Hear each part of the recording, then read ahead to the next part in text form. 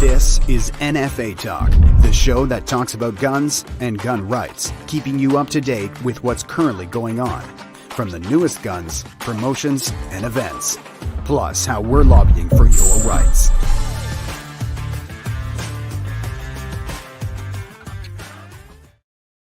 All right, I'm Jordan Vandenhoff. Joining me tonight, we have Rick Ickersich and Blair Hagen. Tonight is the Season 3 wrap-up, and it's hard to believe that we've been on the air for 3 years now. We've gone through it all, so I think what we're going to do tonight is we're going to go over 2022, and it's been one heck of a roller coaster ride for firearms owners. So, I mean, well, I guess we'll go back to the beginning when, we knew this new legislation was coming forward and what we thought it was going to do and what it turned out to do. So, I mean, I don't know. Do you guys want to jump in and maybe give some thought on C21 and how it really turned into a roller coaster ride for us? Sure. I'd start off. Merry Christmas, everybody, and Happy New Year. C21 started off as a magazine restriction handgun movement stoppage bill, and it just snowballed to today's configuration, which is just a nightmare. Right. It started off with the handgun freeze that everybody's aware of, and then the minister's ministerial powers to stop all imports of handguns into Canada. And there was a bunch of hidden parts of that bill at first too. The magazine restrictions, they wanted everything restricted to 3 or 5 shots, depending what it was. They were talking blocking lever guns and tubular 22s, and then it just escalated onto there. And basically, in a nutshell, and we'll touch on this, it started off they ended up by putting an amendment to it by attaching the original order in council to the bill, which in our opinion was nothing more than a way to get out of the buyout part of the bill when they attached to this one. And with that, they attached another 430 hunting firearms to the bill also. So basically, in a nutshell, that's what before we dissect and get deeper into it, that's basically where we're at with C21. My God, I mean, It just incredible. I mean, and I have to point out, this is classic liberal overreach. You've got a bunch of bureaucrats and lawyers in the background going, let's really stick it to these guys. They know their government is in bad shape. They know their government is essentially on the way out. So what do? You take it out on your most hated segment of Canadian society. And that's people who believe in the Canadian right and cultural tradition of firearms ownership and who practice it. So this is, if everybody out there is kind of taking this personally, you're supposed to, okay? Because it is personal. It's personal on their side, and it's very personal on our side. And the machinations of the bureaucracy of putting little hidden catch-22s and, oh, you didn't see this, but we put it there, and that sort of thing. This is not the first time it's done, but it's being done to achieve the same effect and more, to create as much havoc in this legislation as possible, to provide for the maximum extraction of private property from individuals. And that's going on right now. I mean, the bill has not passed, but with the handgun freeze and the various other things that are going on, people are losing property. Canadians are losing property when they get in the circumstances that they don't have a lot of options. Well, unfortunately, the easiest option in a lot of cases is just to surrender that property, where previously it could have been transferred or sold legally, and an individual or the estate could realize the economic benefit from it. Now you can't. Now it's just turn it in, that's it, go away. And it's something we hear about every day, and we will remember this. The Liberals will never again be able to claim that they don't want to disarm people, they don't want to confiscate guns. It's all there. Okay, it's in C21. It's in the handgun freeze, the import freeze, the prohibition of, my God, the tens of thousands legally owned firearms. You made a good point. You made a good point there, Blair, when you said catch-22, because there's some 22 plinksters that are in that have been added to the Order in Council ban list, the prohib list. Yeah, and justified by the experts at Firearms Program. Oh, geez. Yeah. But now the tactics that they're using, though. So I mean, they sold C21 to the public and to the House as a bill, like Rick said, it freezes handguns. There was some rubbish about red flag laws that we already have in place, and nobody, even the witnesses, had a very hard time with the red flag laws. So they sold it as a handgun freeze. They sold it as a few other small things with magazine capacities, and they knew the bill was pretty much going to get gutted down to next to nothing, which make them look really bad.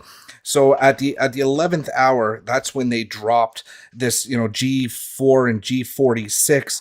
On top of the plate in the clause by clause section. So that the tactics they used. But I mean, going back a little bit earlier, look at the handgun freeze. Like we knew something was coming, and then all of a sudden, importation was taken away.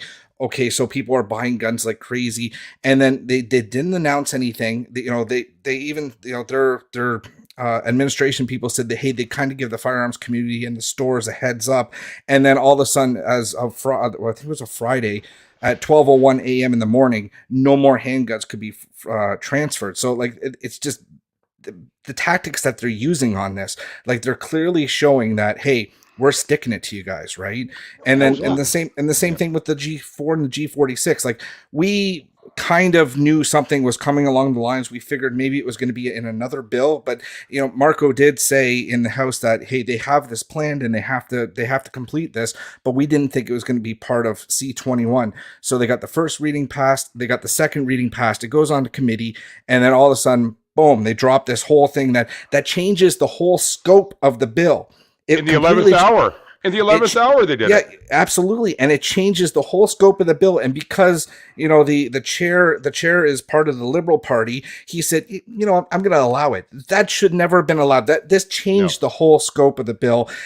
All the witnesses that came before them, the committee did not have a chance to talk with them, ask them questions on the G4 and the G46. So like that in itself is very sneaky in its own. So total contempt for the rights and property of Canadians. But what it did do was made a controversial bill even more controversial, because now you have certainly members of the NDP party, backbench members of the Liberal Party, and First Nations across Canada very, very upset by that move. Okay, and I think that was probably the biggest mistake of the Liberal government, because they thought all of our fellow travelers will have to support this bill. If you support gun control, you must support this bill as it is put forward, and that didn't happen, and that's not happening because the ramifications on the rights and property of so many Canadians, and not just us. I mean, the stereotypical gun owners, conservative voting gun owners, but people from all walks of life. They didn't. I mean, it's the crass stupidity of the Liberal Party of Canada, where they have an ideological commitment to driving this. They don't care about its effects on Canadians. If you're hurt by this, well, that's too bad for you. And frankly, there's not that many people who own guns in Canada anyway, so it's not a problem. Big problem. There's a lot of Canadians who own guns. Yeah, you hit the nail on the head there, Blair. Even that G4 amendment, that so-called evergreen amendment, when they don't have a definition for something, they make one up. Assault weapon. Assault style firearm. So let's make one up and call it the evergreen G4 amendment. It's ludicrous. Let me ask you guys this: like, have we got a definition yet? Because I still haven't seen anything on this definition of assault style. No, it's evergreen. There doesn't have to be a definition, because it's always evolving. Yeah. Oh, it's got a pistol grip. Oh, it's got a shoulder thing that goes up. Yeah. Oh, it's got a metal thing with holes in it, or one of those things on the end that screws in. Assault style. Yeah. And it's completely ridiculous. And it's evocative of what happened in the early 1990s. under Bill C-17 with Kim Campbell. Somebody out there might remember that, where they had a point system where if it had all of these features, and if it added up to like 5 or 6 of these features, oh, well, then it's an assault style firearm and it's banned. Yeah. And you know, the geniuses who think this up, I honestly, I'm at a loss. I'm at a loss because there's no logical way to defend this. Okay, they really don't. They don't like modern firearms. And on today, modern sporting rifles, the platforms that we all own and enjoy, those are the modern sporting arms for this age. They're hunting rifles, they're sporting rifles. All of the gun sports and hunting and the uses of firearms in Canada are done with these type of firearms. They are modern sporting arms, including handguns. Okay, Yeah. and the Liberals really see that as an expanding gun culture. They don't want to encourage that. They want to severely crack down and limit it, and eventually just totally expunge it. So they see this as a method of doing that, and they're just completely wrong in this country because politics is a bit. Guns are a big political issue in Canada. They should have learned that from the experience of the gun registry. They should have learned that in elections in the past, but they don't, because this Liberal Party in particular has an ideological commitment to civil disarmament. Yeah, the other side of the coin of this thing is too, and everybody knows that we're their go-to. When they were struggling with the ArriveCan app, the Bitcoin scandal with their MPs, the tragedy in Nova Scotia, with Bill Blair telling untruths, and well, you know what, they're lies. I'm going to call a liar a liar. That's just the way it is. With Brenda Lucky telling untruths, with all that going on. They needed some place to go, and guess what, folks? Guess where they went again? Right to law-abiding Canadian firearms owners. Now, have you guys been paying attention to the language that they use, though? I mean, like we're no longer firearms. When they talk about it, it's weapons. Yeah. These weapons. Like the hunters will have to turn in their weapons. No, they're tools. Right. Yeah. The language that they use, assault style, and there's no place in Canada for these weapons that can kill the most amount of people in the least amount of time. Well, now are we gonna let's define that? Like where do we go? Like Blair said, are we gonna have a point system? Are we gonna have to figure out which gun can kill the most amount of people, or it's just predetermined? I mean, we know the answer. It's predetermined. They just want every gun gone at the end of the day. But like. They're coming up with all these terms. As far as I'm concerned, they failed in May 1st, 2020. Right, they still have not confiscated one firearm yet from the May 1st.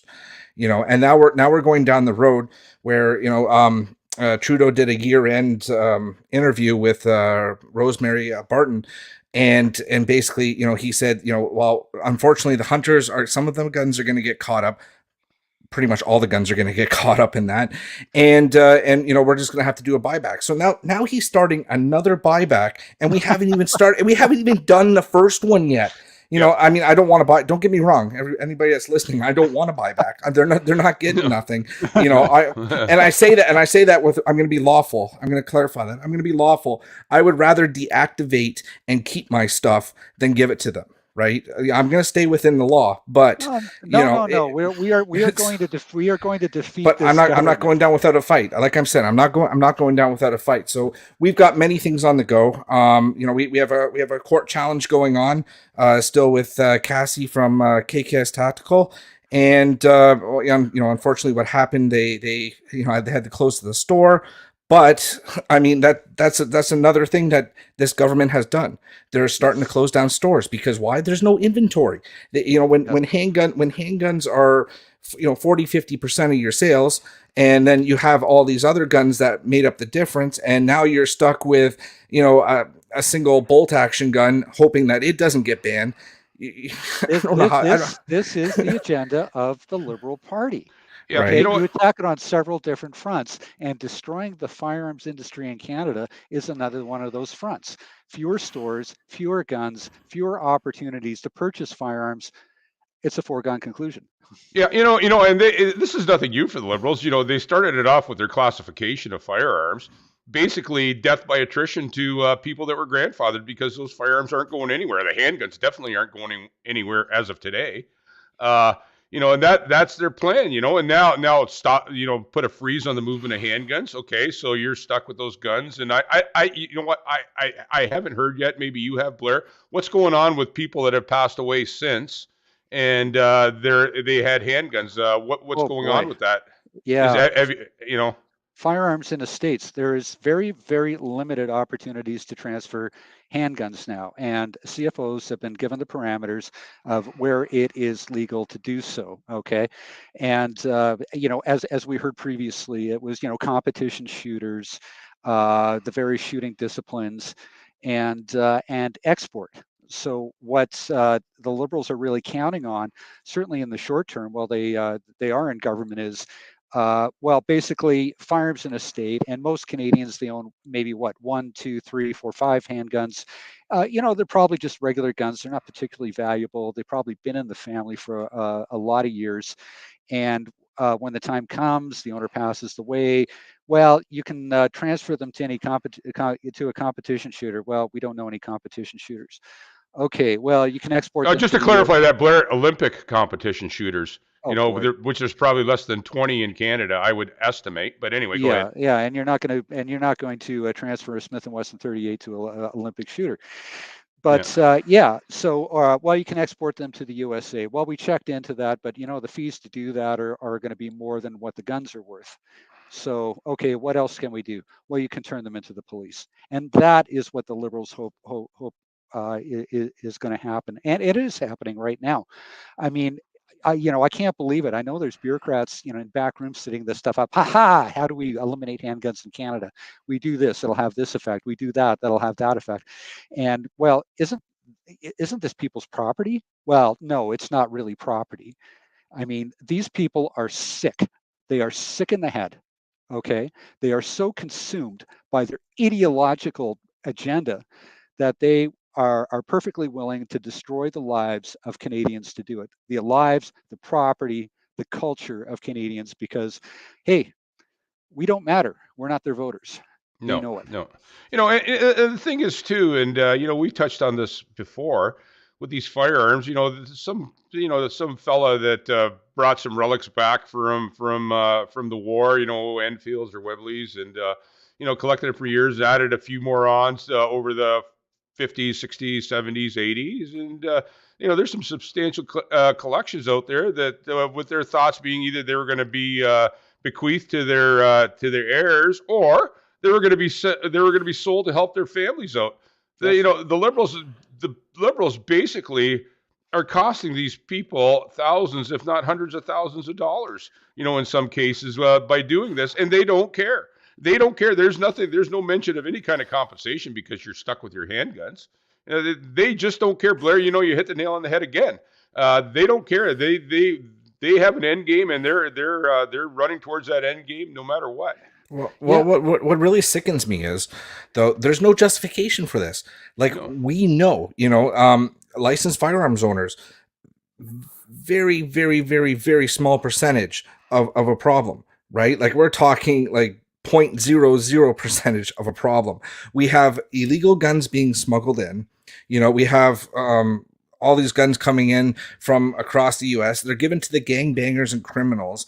Those are the people that do not follow the laws to begin with. So, and I've said this in prior NFA talks, a Band-Aid law over a Band-Aid law over another Band-Aid is not going to solve the problem. You could take all the guns away from Canadians, and we're still going to have these illegal guns coming in and this gun crime. And then what are they going to do? They're going to be sitting there scratching their head.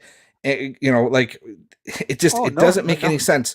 And who suffers? We suffer. Your loved one just passes away.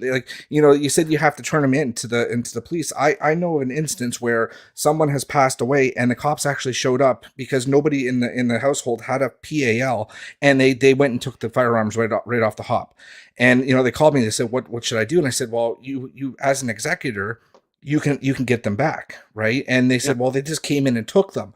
So they're you can see the motive here, what they're doing, what they're doing, and what their direction has been, and it's to get these guns and get them out, right? And it's always been that way. Back in the day, many years ago, a National Farms Association put out a pamphlet of what to do with farms and estates, and it said there right on the back of the pamphlet, "Your husband is dead. Now give us his guns." And because people don't understand the law regarding firearms, especially as it pertains to estates. What do I do? What do I do? There's so much going on that they count on the fact that the widow or the executor doesn't know, doesn't care. Just get them out of here. We'll deal with it later. And it's wrong, because this is people's property, and it is important property in an estate. And it's under assault by the Liberals these days. I mean, the mask is off now.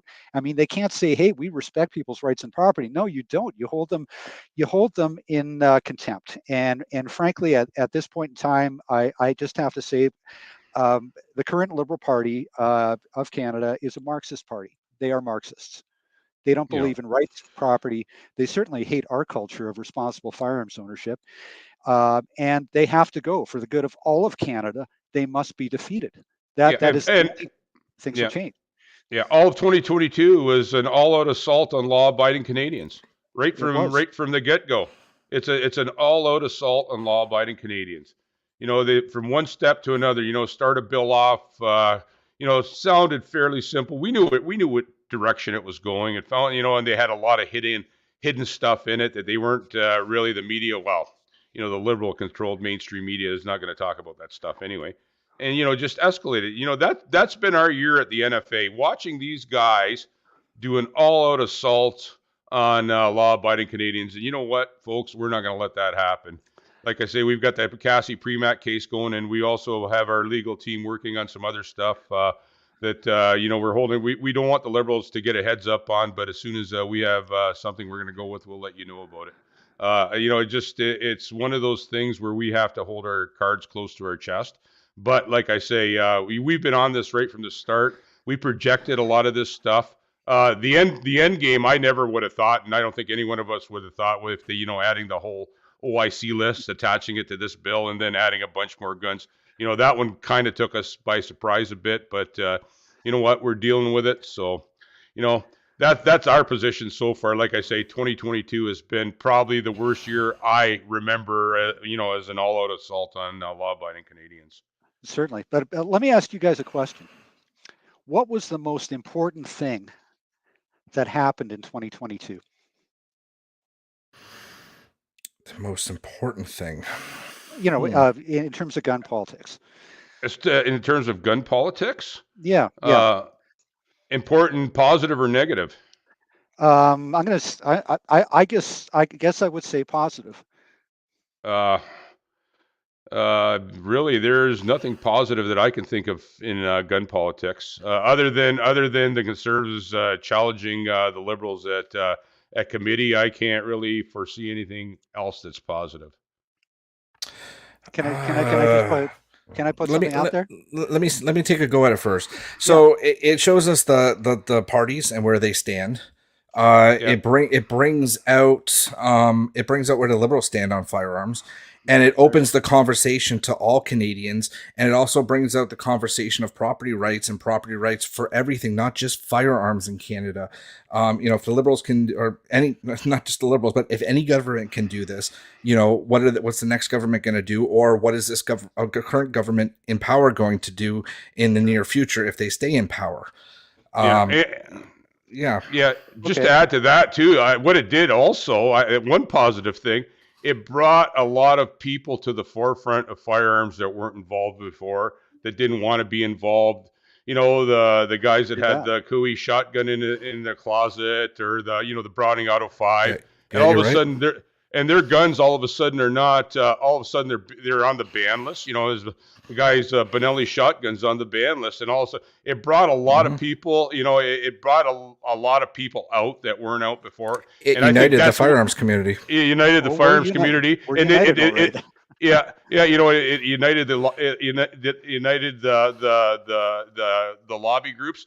It that's one positive. Unfortunately, there's a lot more negatives, but the one positive is there's a lot more people involved and interested right now.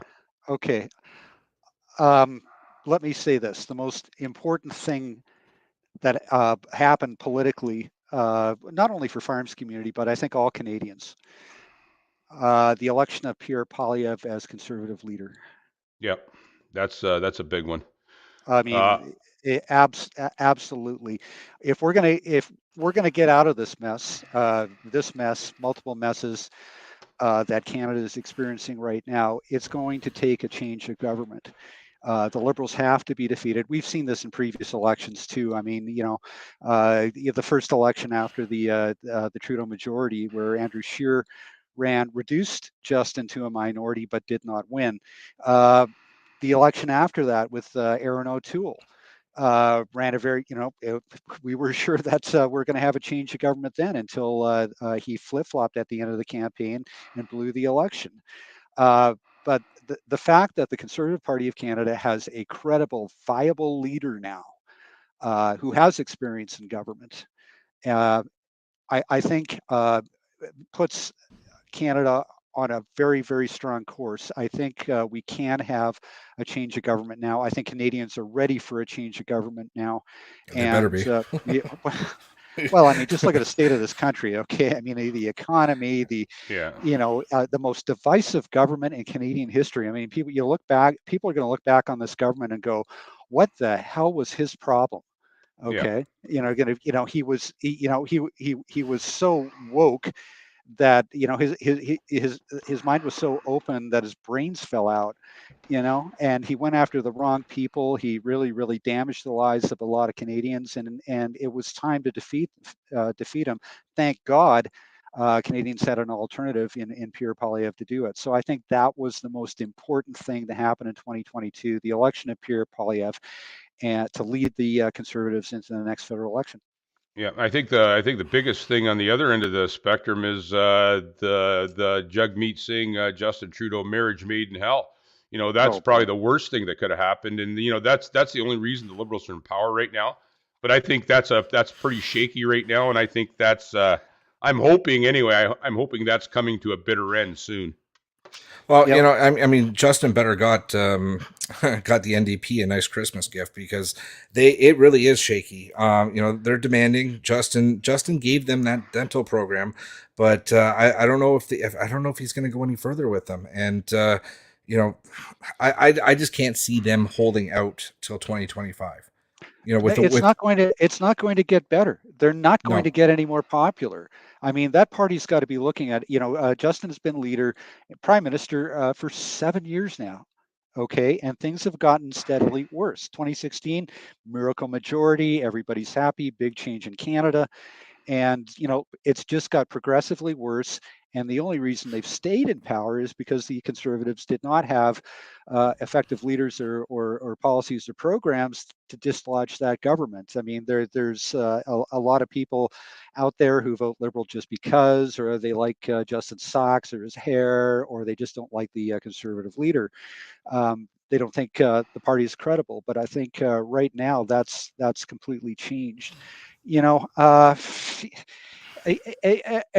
the previous Conservative Party had a lot of problems, okay, and especially in the last election, where the PPC came on very, very strong, and they came on strong for a reason, because the CPC at the time was abandoning Conservative voters, trying to go for that mushy middle, where it's just like, hey, we're not, the old red Tory tradition, and hey.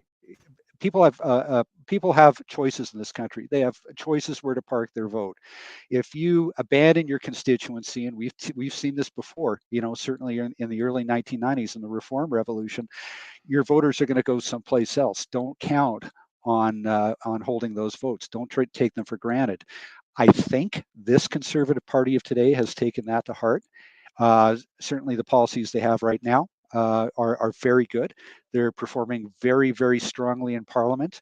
The Liberals are performing very, very badly in Parliament right now. So it's not sunny ways, sunny days for the Liberal Party anymore. This is a very old government, a very old party. The leader, the bloom is off the rose. Okay, so Yeah. I think people got to look forward to 2023. And we can defeat this. We can defeat the liberal civil disarmament agenda. We've done it in the past. Okay, I mean, nobody ever thought long gun registration would end, or any of the other reforms that we achieved. You know, I was thinking about this the other day. And I remember C68 and the gun registry in the 1990s very, very vividly, because I was there, right? You know, I was there for the entire experience of that, right up till the election of the Harper Conservatives in 2006 and the ending of long gun registration in 2012. And I was thinking about this the other day. It's like we're an entirely new generation beyond that now. We've got a new generation of people involved in this now who weren't even alive back then. They have no reference to that. You know, they don't know. They don't really know what happened because they didn't experience that. And I'm thinking, my God, you know, this is where we at now. Entirely new generation. Some of those people, and some of those people maybe even, you know, watching this tonight may have even voted for Justin once or twice, going, hey, you know, he seems like a nice guy. Yeah. But, you know, with what the Liberals have done now, this is going to be their reference for the Liberal Party for the rest of their lives. You know, just as you know, men of my father's generation hated Pierre Elliott Trudeau for all kinds of different reasons. People of my generation hated the Liberals of that time for a whole variety of reasons, including firearms, their civil disarmament agenda. This new generation who are experiencing the threat of confiscation, the trampling of their rights, the utter contempt of the Liberal Party, they are gonna remember this for the rest of their lives. And if they voted Liberal in the past, they're probably cured of that now. Yeah. You know, and we at Canada's National Firearms Association, we're not going to tell anybody how to vote, but we're going to have the most up-to-date current information out there. You know, you can take the information, dissect it for yourself, but we're going to provide you with the information.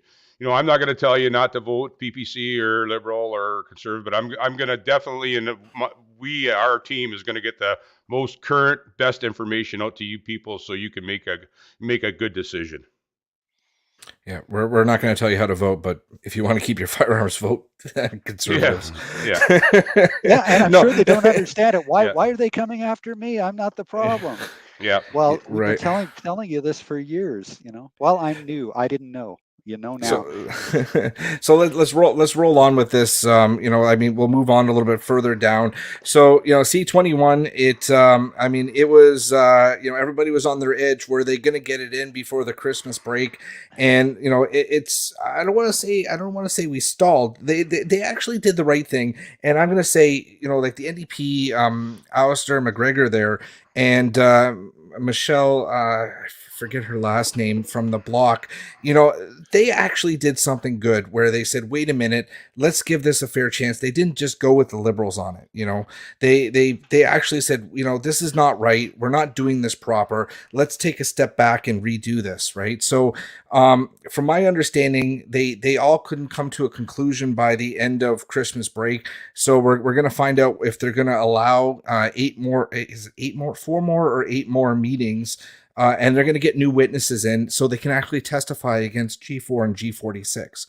Yeah. So there's something in there, Jordan, that the Conservatives are limited to 2 days of witnesses only, though. Isn't there something like that in there? Well, that was the original amendment, and I think it got.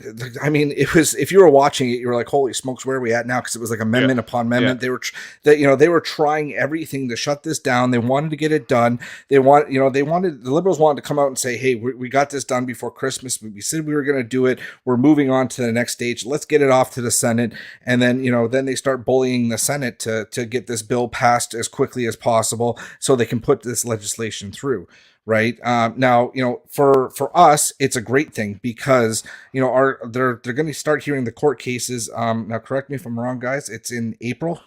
Yep. Right. So April 15th. Yep. Perfect. And so, you know, if they were to pass C21 to this before this court case, it might just throw the court case completely out because it goes with law. It's in there, right? So the fact that now we can start the court case because they have not pushed it through, and it's not likely they're going to push it through unless they pull a Hail Mary and they really ram it through. At least our court case will be able to be heard. So, everybody that's listening, don't lose hope. There's a lot that's going to happen. I'm getting emails. I'm seeing stuff on the social media. We're compromising. We're compromising. No, that's not how it works. We're working within the law to change the law. The bill drops. We can't snap our fingers, and it doesn't happen the next day where everything gets reversed. I understand people's frustration, but it is frustrating. But you have to realize there is a political process in this country that has to be gone through, and I get the same emails and communications all the time. What are we going to do about this class action lawsuit? That'll stop it. It's not going to stop anything. Yeah. Okay. Certain legal actions are absolutely necessary in a situation like this where we have a government where we are waiting for an election. What do you do in the meantime? Yes, there are certain legal avenues that we take and will take and are undertaking to deal with the proposed bill. Absolutely, no question about it. But there is no single solution to this beyond defeating the Liberals. Okay, we're strategizing. We're strategizing daily, basically, is what Blair is talking about. There is no single solution. There's a lot of stuff going on behind the scenes. But you know what? To use an American term, the Conservatives are doing a really good job at filibustering this.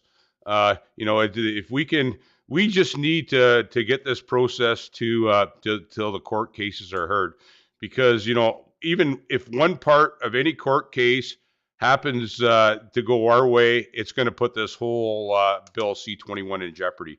It's a process. It's the strategy changes daily because the liberals are coming at us in all different directions. One day they come at us this way, the next day they come at us this way. Fortunately now they're getting some heat from their own members. They're getting some heat from the NDP. And that's a good thing. That puts us in a little bit of a better position. But like I say, we need to hang in there for a few more months and get these court cases heard. Yeah, I mean, and you nailed it there too. Like, there's a lot of NDP members that are speaking out to this, and there are a lot of MPs in the Liberal caucus that are saying too, like, this is really going to affect my constituency. Like, like, we got to talk about this. Trudeau has signaled that he's willing. First he said he's not backing down. So like C21 in his eyes is going through no matter what.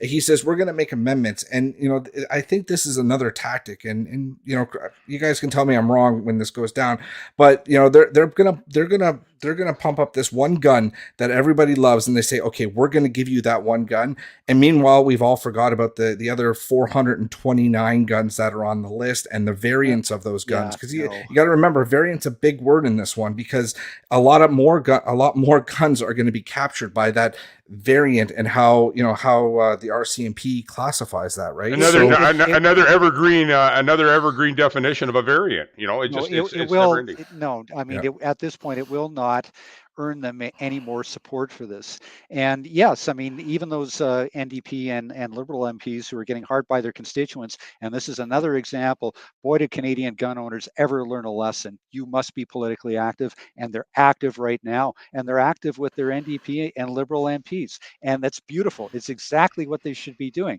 But I mean, we'll offer a little amendments here and a little amendments there. The fact of the matter is, no, I mean, this is so broad that everybody's ox is being gored here in one way or another, where it's like one gun, another gun, this sort of thing. No, I mean, there are just so many guns that, first of all, there's no way that they could buy them all back. Are you kidding? You're going to cripple the Canadian. You're going to cripple the Canadian economy even more than it already has been to do this. No, this is a political ploy for a government that has lost its way, that is going into an election and has to fight that election on something. They have to have something to hold out to their progressive supporters. And the fact of the matter is that even progressive voters in this country don't vote on gun control. They vote on other issues. So this is not going to earn them any votes. They're literally that desperate. Yeah, that's our biggest challenge too, is the people that aren't politically active. There's hundreds of thousands of firearms owners out there that, went to a gun store, bought a gun, took it home, shot some gophers with it or target practice with it or went trap shooting. And they're not politically active because they say, well, you know what? I worked hard. I made some money. I went and bought this gun. I paid taxes. I brought this gun home. It's my personal property. But now with this shift, people are starting to realize that, wow, my personal property, they're trying to say that it's not mine. Yep. It's I bought it, I paid the taxes on it, I worked hard. I paid taxes when I worked, plus I paid taxes when I bought the gun. And all of a sudden they want to take it away from me. And I think it was a bit of an awakening. And I'm hoping, like I say, it's a big challenge for us, but I'm hoping a lot of people see where this is going and become politically active and join a gun lobby. Let's get out there and fight these. The more masses we can amass, the better job we're going to do. There's a lot of voters out there that didn't know anything about gun lobbies or firearms rights or anything else, but now they're becoming aware. I know for a fact that it is happening. I mean, we in NFA, our membership is expanding because of this. Unfortunately, It takes the threat of legislation and that sort of thing for our membership to grow. It's welcome anyways, but historically that's how it does. But I mean, my wife sits on a conservative EDA, and even their EDA grew. It doubled the members of the EDA just in anticipation of the next election. They want to go to work. They are so troubled and frustrated by the actions of this government that they want to take action to defeat them. Okay, Yeah, so yes. Jordan and myself both sit on conservative EDAs also, and you know what? The rumbling started a few weeks ago, and I tell you that people have their noses to the grindstone. I'm telling you, they want to work. People are they're motivated. We're motivated now. Yeah, Absolutely. And I got to say, even firearms owners are motivated. Like, everyone was saying, don't worry about the letter campaigns; they don't work. People have been writing in, and like I've talked to quite a few people within the parties, and they say, yeah, they're getting bombarded with letters. So it's not going unnoticed. They're noticing this, and that's what we need. Like keep the letters coming. It's not useless to do it. Keep it coming. Let this government know how you feel. Absolutely. Have a meeting with your MP. Go see your MP. Express your concerns. They have to, you're a constituent. They have to listen to you. Go see your MP, tell them your concerns, tell them what's going on, besides firearms, your personal property and everything else that's going on in this country. That's, it's the most biggest backwards move in Canada that I've ever seen. And I've been around for quite a while, Unfortunately, my MP refuses to see me. I've contacted him numerous times through email. I've sent letters. I've called the office. I've asked for an appointment. I've asked for a phone call, and he really does not want to talk to me, and that's I guess that's his choice. Well, I mean, I guess he can't count on your support then. Yeah, he has. Exactly. He didn't have my support in 2015. He's not getting it in 2023. My MP is Leslie Lewis, and she's really her position on firearms is really solid, and it's she's easy to talk to, and that's there's a few MPs out there like that. It's the other ones that we need to reach is the NDPs I'll tell you, and the Liberals. Leslyn Lewis is I count him among the few but growing members of Parliament who really understands this issue. Okay, she is fantastic. Yeah, she is. Maybe how it's how it interrelates with other issues, but she definitely gets it, and she is a fantastic MP, and you should count yourself lucky to have her. Well, I mean, the whole CPC, they have a stellar team right now. Yeah, like Dane Lloyd, Raquel Dancho, like they're very strong. And they've been really tasking the Liberals on this. And some of the Liberal language, like a 223 can liquefy organs. Like they use these buzzwords and these things that they know the media is going to take snippets of and push it out there to fearmonger.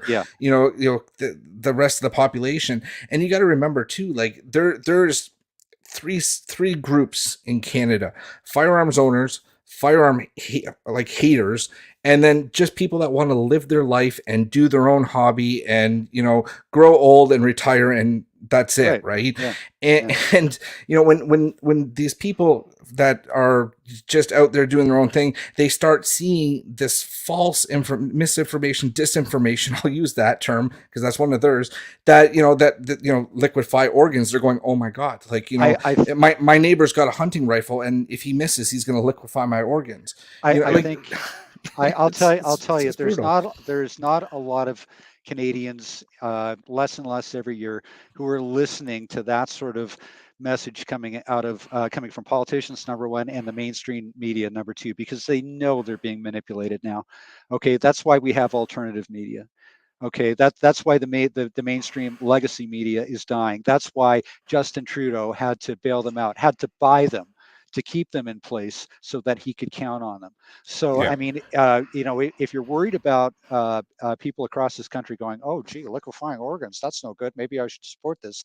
It's not happening, because the way the gun issue in Canada breaks down today, the only real votes to be had on gun control is from gun owners, okay, because we turn out and vote.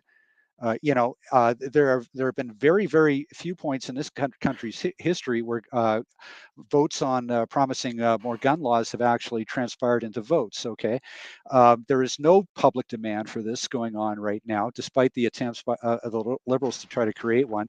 There is no political demand. This is a wedge issue that the Liberals want to drive because, hey, it worked in the last federal election. They squeaked it back in.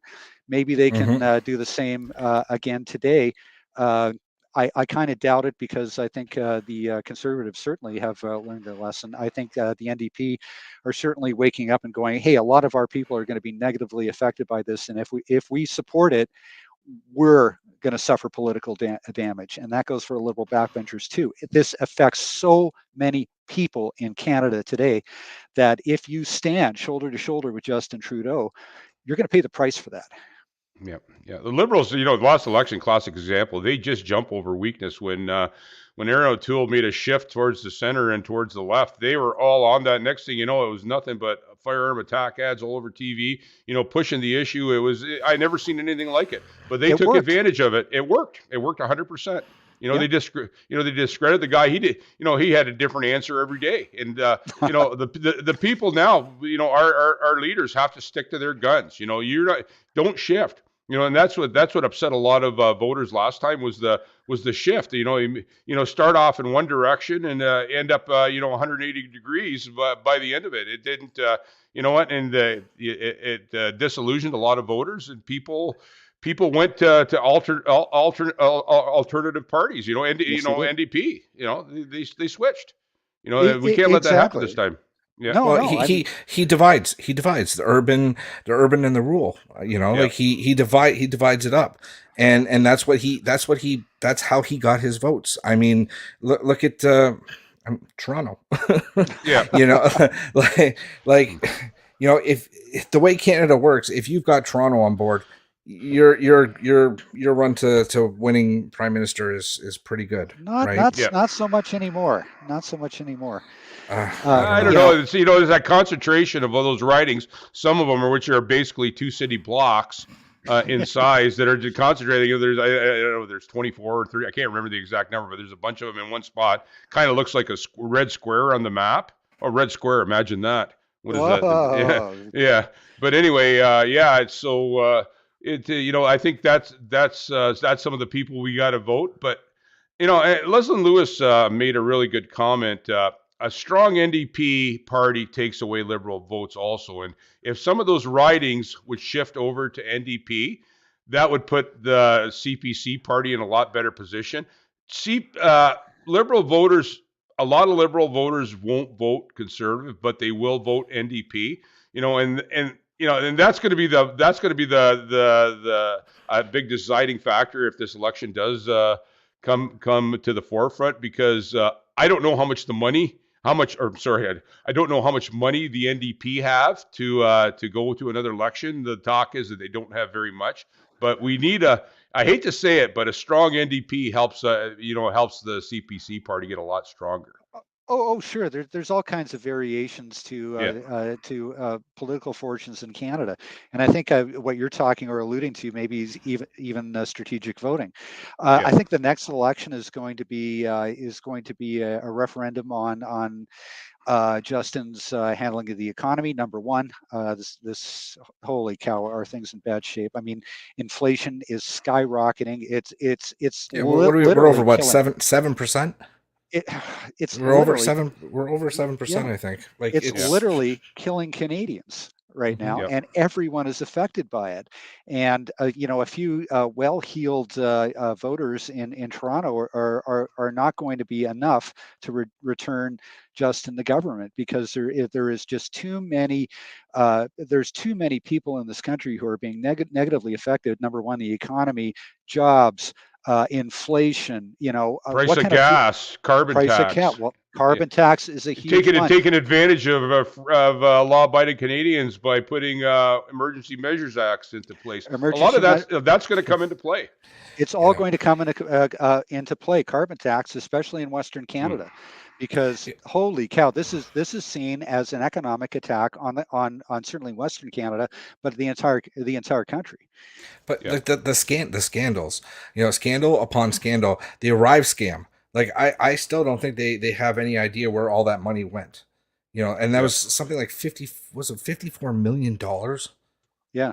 And it's supposed to go to a company that doesn't even exist, or they say that they didn't receive it. It's just CERB payments. The Bitcoin thing with people in jail and dead people got CERB payments apparently. Like seriously. And then now people who got them, and it's like, oh, now you got to pay it back, huh? What? Yeah. I didn't know. Yeah. You mean it wasn't free? It wasn't free. Yeah. It sounded free. Yeah.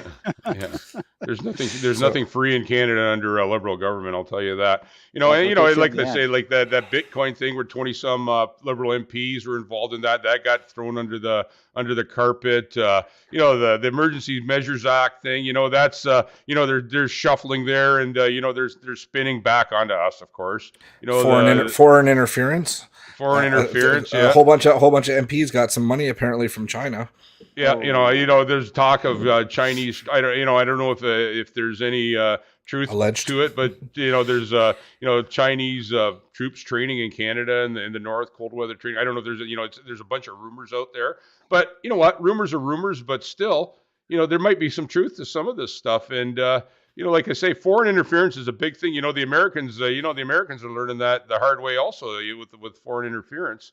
And in today's world with social media and here reaching just about everybody. Back in the day, you didn't, what you read in the newspaper is what you read in the newspaper or saw on, on CBC News, something that I never watched. But which is why they want to pass a bill to control what you see on the internet. Oh, there you go. Was it C11? C11, right? And there's a couple other bills that kind of they all go together, right? Like I've kind of been following C11, but I know there's another couple bills there that they all kind of intertwine, and they basically the government's going to put a muzzle. Like, I mean, our show right here could probably be in jeopardy. If they want to, was the CRA? What controls the CT? Canadian Regulatory Corporation, CRC or whatever it is.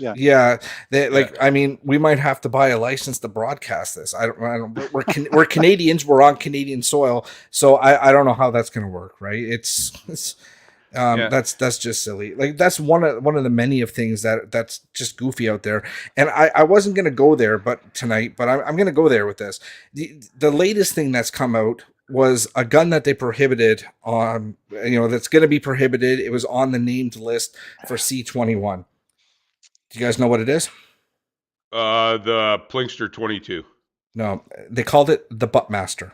Oh, the Buttmaster. There's one in existence. There's only one in existence, and the person that's manufactured it still owns it today. In the States. In the States. It's not even in Canada. And it's basically a pen gun that, in order to load this thing, you pretty much have to disassemble it and reassemble it. And it's got like a little thing on the side, and you release it, and it shoots a 22 LR. Very dangerous, right? They call it the Buttmaster. It got named on C21. Now, there's only one in existence, and I think other people in the firearms community have already asked this question. How did they find out about it? How did they know about it? They watch YouTube. That's how they did. Yeah, but there wasn't really no, like, I mean, they basically went to the States and they asked for their list of NFA guns. Is generally what everybody's saying, and they found this gun that was made, and they said, oh, we got to ban it, it's terrible. But they didn't really actually do any research. It goes to show how stupid they are. They're just trying to put, we got to get as many guns on this list as we can to make it look like we are doing a lot. Just to clarify that before we go any further, we need to clarify that the NFA in the United States is a whole lot different than the NFA in Canada. It's a what is it? The National Firearms Act. National Firearms Act. Yeah. It's not the same as Canada's National Firearms Association. They're actually the exact opposite. So just to clarify that. Yeah, no, but I mean they did that to the HKG11 back in the day. None in circulation, none in private hands, but it goes on the list because we saw it in a magazine. It's what's really funny though too, because it was already captured under the 12.6 prohibition, right? Like it's got a very short barrel. It's not used for any sporting. I think it's 32 caliber too, isn't it? I thought it was 20. I thought it was two. Oh, maybe. Regardless, it already falls into a category where it is prohibited and not allowed to be imported into Canada. So they're putting it on this list because it's another gun on the list. They can go back and they say, hey, we got another 430. We got another 431. But it just makes them look stupid. It's just stupid. And this will come back on them when this gets readdressed in a new legislative agenda under a new government. Oh boy, are we going to bring this back on them? Oh you supported this regulation based on this criteria. Will you please explain that here? Will you please explain yourself how you arrived at that? Well, that's complete nonsense, sir. If you knew what you were talking about, you would never have lended your support to it. So their chickens are going to come home to roost. Oh yeah. We're going to make sure of that. I can hardly wait to tell you the truth. Yeah. Well, it's like back in 2020, right? AR15.com. They put that on the list. They put coffee on the list because it's all. It goes to show you, like, the people that are writing this legislation and writing these guns out, they absolutely have no idea what they're doing. It's a bunch of bureaucrats that are dictating the laws that don't know anything about firearms. It's what they take the FRT tables and they go through it. Oh yeah, that looks like a scary one. We'll put that one on the list. Okay, what does Justin want for a total today? I think 1,500 would be good. Let's put 1,500 on the list. And that list, I think, is over 1,800 now. But anyway, and that's what they did with handguns under C-68. Because don't forget, when that process got started in '94, basically the Liberals went and said, "Well, we want to ban handguns in Canada." And they said, "Well, you can't really do that because this is going to be the ramifications. There are so many in Canada that you're either going to have to buy them back or whatever." So they said, "Okay, well, we won't ban all of them. We want to ban half the handguns in Canada. How can we do this?" So they sent it to the techs, and I got this straight from one of the techs who was actually tasked with this. How do you ban half of the handguns in Canada? So they went, okay, what criteria can we use? You could ban all the 25 caliber handguns. Saturday night specials. There you go. Okay, is that half of the handguns in Canada? Nope. Well, you could also ban all the 32 caliber handguns. Oh, hey, there we go. I mean, is that half of the handguns in Canada, 25 and 32 caliber handguns? Nope, that doesn't add up. We need more. What else can we use? Well, you could also ban handguns with barrels under 4 inches. 4.25. If you ban handguns, if you added those guns, barrels under 4.25 inches, that would bring it up to about half of the registered handguns in Canada. And that's what they did. And that's the criteria they used. Did it make any difference to public safety? Hell no. And I dare somebody to make any suggestion that banning 25, 32 caliber handguns, barrels under 4.25 inches, did anything to make the Canadians safer. It did not. It attacked the rights and property of Canadians, and that's all it did. It's just like magazine restrictions. show us evidence that it did anything. No, it did. No, it didn't. I mean, look around the world. You can always manufacture your own overcapacity magazine. They cannot stop illegal handguns from coming across the border, and they're going to stop. They're going to stop illegal magazines, which are even more easily conveyed. Come on. Yeah. The big thing. Well, it's something with under a 4-inch barrel. It's really easy to conceal, and you could commit a crime with it.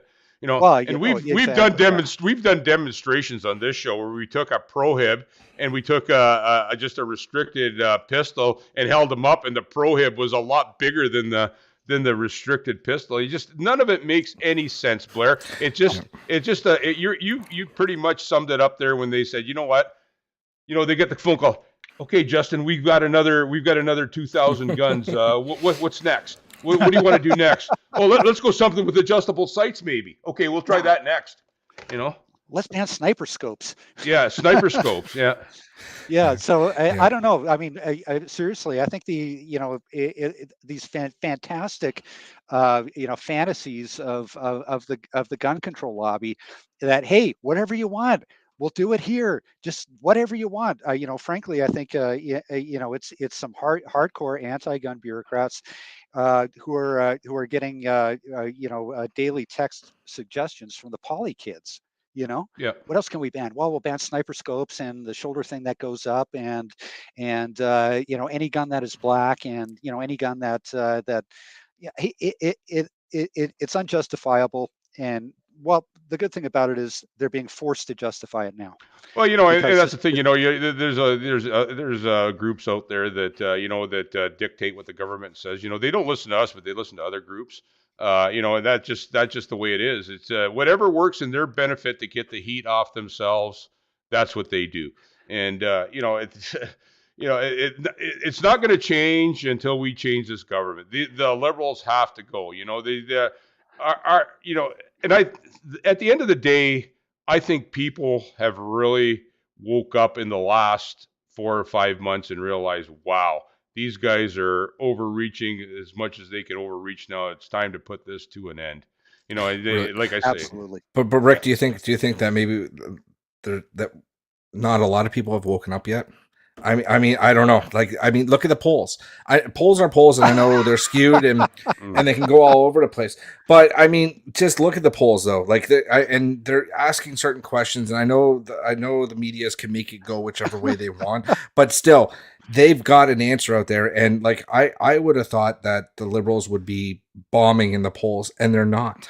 Well, I don't know about your email box, but mine's pretty full every day with people that are coming around that I've never heard from before. So if that's any indication, I hope it's that's a question that I can't answer, Jordan, how many people out there, but I can tell you what's going on in my world, and I think Blair's seeing the same thing. There's a lot more people asking questions and wondering what's going on than ever before. My email box is full just about every day with people. What's going on? Where do we stand? Where do I stand with my dad's handguns? Where do I stand with my Winchester Model 94 that holds 7 rounds in the tube? Where do I stand with all that stuff? Those are the kind of questions I get on a daily basis. The liberals were polling to retain government in 2006. They were polling to defeat Stephen Harper in 2012. I mean, if you're relying on polls to gauge the political direction of this country, well, you're going to be very, very poorly served. Okay, you have to look at political trends. You have to look at very important things like the economy. You have to look at leadership, and certainly Justin has not demonstrated any leadership. And frankly, up to this point, unfortunately, conservative leaders have fallen short in that capacity as well.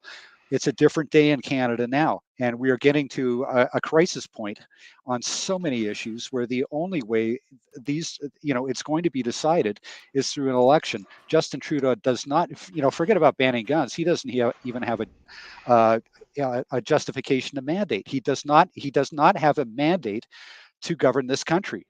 Yeah. Okay. Just wait for it, Blair. The big reset. The big reset's coming. That's going to be his next thing. You just watch. That's my prediction. Big reset. I think Justin's government is going to be reset to opposition, and That's what my and yeah. hopefully lose party status, because that's what they deserve. I mean, what they have done to this country and Canadians. But the fact of the matter is, no, we're getting to a crisis point where a lot of things have to be decided, and the only way you can decide that is in a federal election. And Justin knows this. That's why he held all those elections, to try to regain his majority. I don't have a mandate to govern here. I don't have a mandate to legislate. Yeah. Okay, because in order to do so, you have to have a clear mandate from Canadians, with a very strong minority or a majority government. That gives you the mandate to do things like try and confiscate property, with all of the ramifications of that. My God, no, Yeah. no. You If know, you it's want to a lot. do that, go to the polls. It's a lot simpler than Mhm. that. You know what? Just look at the deficit that we have acquired since he started. You know what? Any Canadian can look at that. You know what? We were kind of even before he started. Look at the deficit that Canada's in right now. You know, it just a simple fact like that, and then add the personal property tax, add the outrageous taxes. You know, add the control of Canadians. Add that to the mix. You know, it makes you wonder why anybody would even vote for him. But according to the polls, he's ahead in the polls. Oh, Yeah. he's So ahead in the Right. polls. Yeah, yeah. well, if you're expecting Angus Reid to poll accurately in this country, you're going to be waiting a No, long time. it's not never. That's never going to happen. Yeah. Maybe we should do our own poll. Yeah. All right. Yeah. I You know, don't know.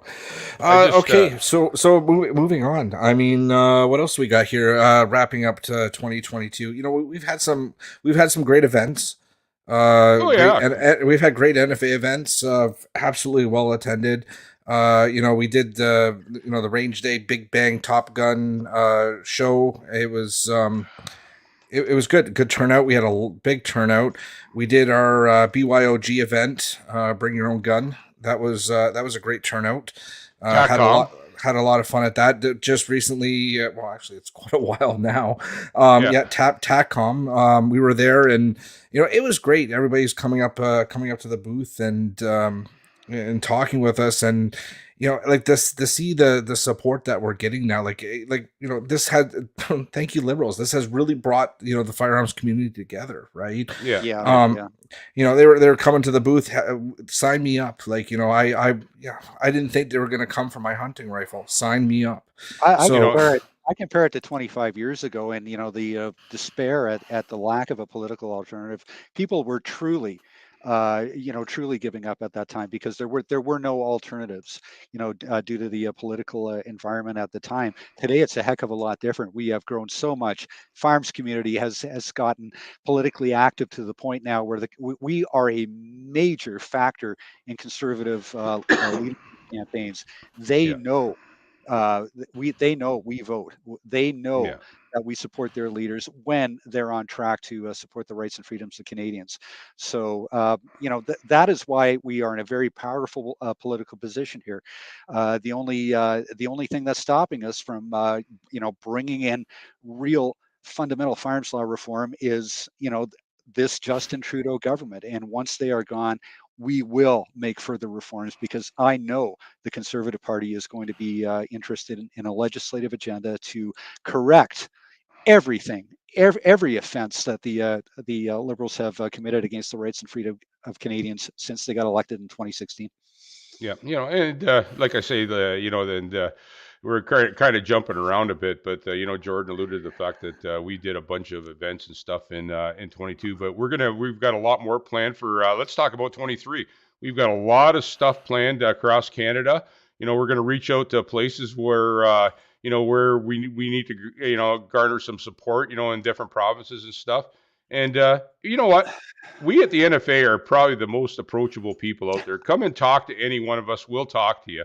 We don't sit there and turn our backs on anybody. We make a point of talking to our members and non-members alike. So, like I say, we've got a bunch of stuff planned for 23. It's going to be a lot of fun.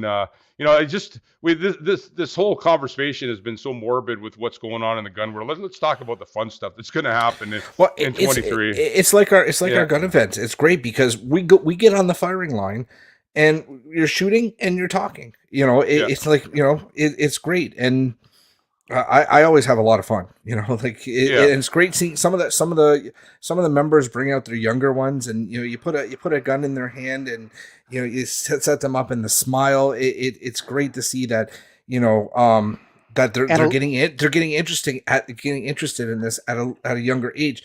What's saddening is that when they reach that age, unless we make a change, they're not going to be able to buy that pistol. Yeah. They're not going to be able to buy that gun, right? Yeah. We will make that change. I mean, it's a We have foregone to, yeah. conclusion. That's at our this mandate. We know we need to protect the future generations. You know what? We've been around. Blair and I have been around a long time. Jordan hasn't been around that long. We've shot a lot of guns. I remember the days before the FACs. You go into a hardware store, you buy a gun, you go to take it in your backfield, and you shoot it. I want our future generations. And I wrote about this in my column and stuff. We need to think about the future generations, and that's why the NFA. That's one of our mandates, to make sure that future generations of firearms enthusiasts have get the same stuff that we had. Have the same fun that we had when we were younger. Without these ludicrous liberal restrictions and laws that are just pushing everything into the dirt and trying to bury it. I want 3 generations now for a father and son to go to their range and take a 22 pistol and shoot a brick of 22 ammo off. Just it's a fun family thing to do, and and that's one of my personal mandates, is to make sure that I'm going to do everything in my ability, and our team of guys are going to do everything in their ability to make, and gals are going to do everything in their ability to make sure that future generations have get to enjoy the same rights and freedoms that we enjoyed. And it's a Canadian thing to do. Okay, it's Exactly. always been part of this country. Okay, Yeah. and I know there was a period there where people thought, well, for public safety, maybe we should compromise a little bit, and a little bit of give and take, and I'll be a little more circumspect in practicing my firearms ownership and that sort of thing. But I'll tell you, we are on track to make real political headway in this country. And who's mostly responsible for that is the Liberal Party itself, because they have ticked off so many Canadians and gotten so many Canadians interested in this. People who would have never, considered, do I want to buy a gun? Why do I want to do this? Do I want to, hunt, target shoot, and increasingly self-defense? There are a lot of people out there, and especially in cities, who see this as maybe something they need to do for self-defense. Now, that's a complicated issue. Obviously, we all know the complications of using firearms for self-defense in Canada. Yes, you can, but the law complicates it, regulations complicate it, and you better be very, very sure of what you're doing before you even consider it. But the fact of the matter is, there's no lack of interest in this. Okay, the No. Liberals have not extinguished that. They have not. They have not created a. They attempted to create a narrative where this is not Canadian. That's an American thing. Canadians don't do that. Yeah, well, you know what? Canadians do that, and they're doing it more and more. And that's why you're basically introducing these irresponsible and freedom killing laws, because you want to nip it in the bud, don't they're you? they're out of Yeah. touch. The Liberals are out of touch. If there's any kind of indicator, and Jordan and I were actually discussing this the other day, PAL courses, it's impossible to get in one. People are coming out of the woodwork and getting their pals. I was just going to go there, Rick. I was going to say, like if Canadians are not interested, why can you not get into a class to get your firearms license, your PAL course? Right, like they're booked solid everywhere. I guess myself and Rick are speaking from Ontario. Blair, I don't know what it's like out your way, but Absolutely. I mean, there is no lack of interest, and I see it every day.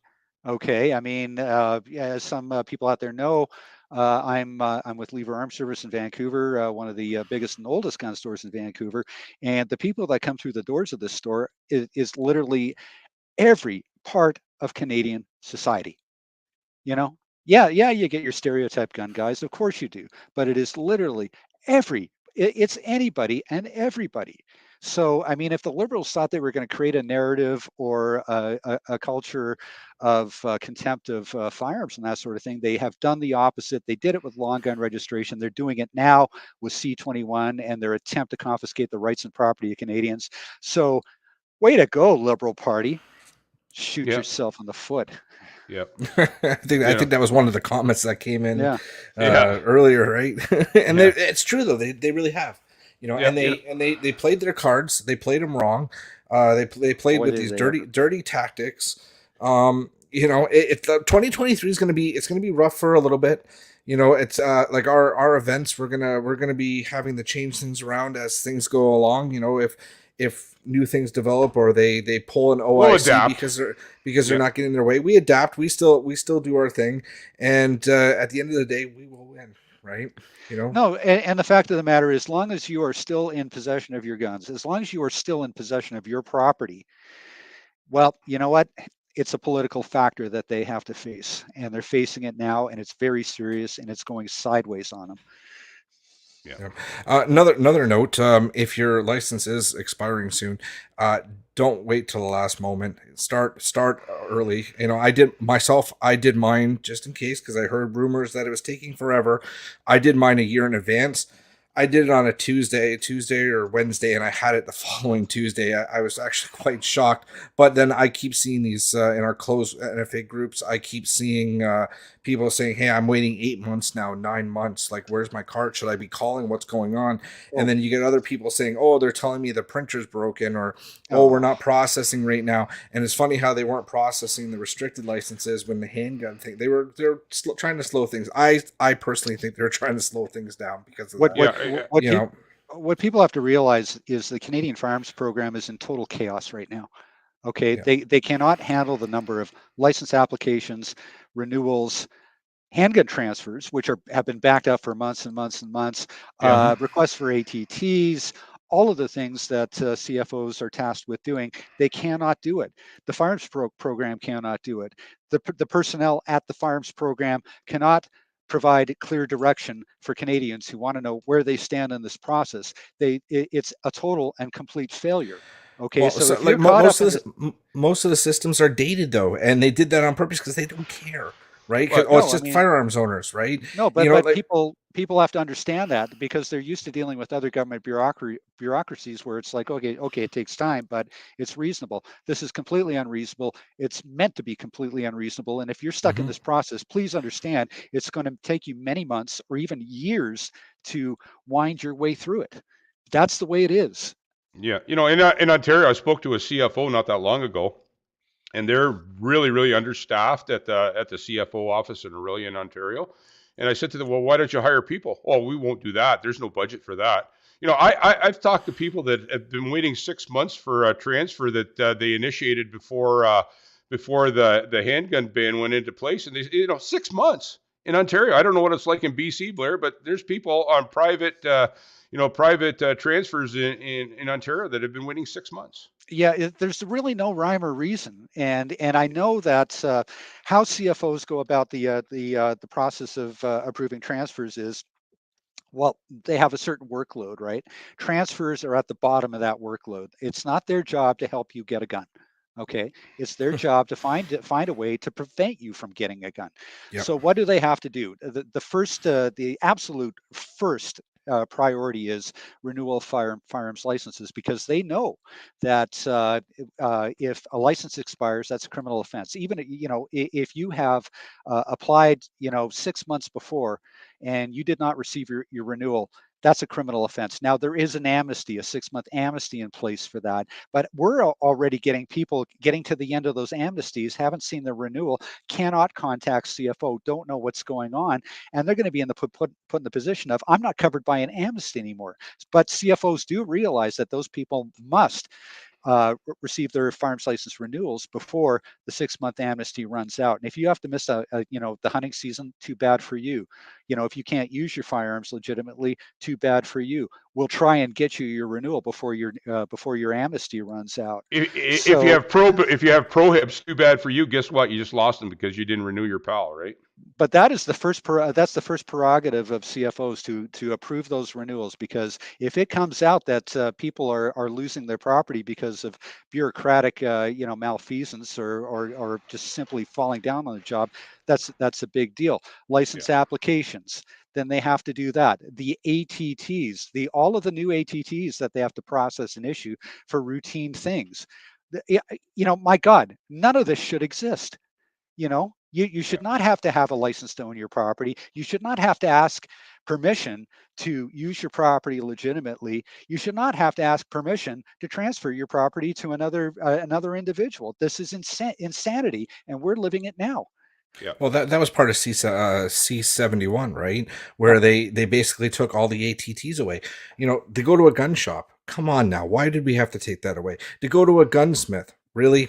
Well, And you heard the reasons. I mean, during Bill C-42 and the discussions on the reforms that, oh no, gun owners are going to be taking their handguns to Safeway to go shopping.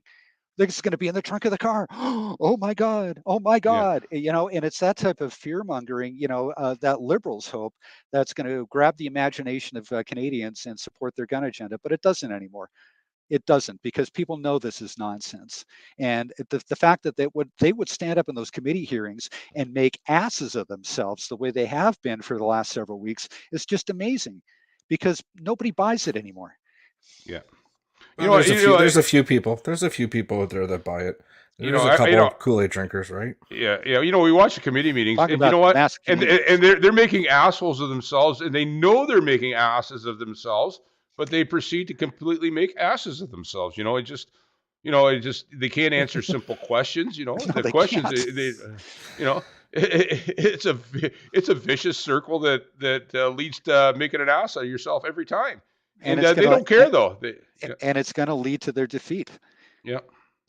And I really appreciate people's frustration, at this point in time, because hey, I'm feeling it too. I mean, I've been there for the ride, believe me. Okay, but I mean, I've been in gun politics in Canada for over 25 years, and I've seen a few things. And you're a veteran.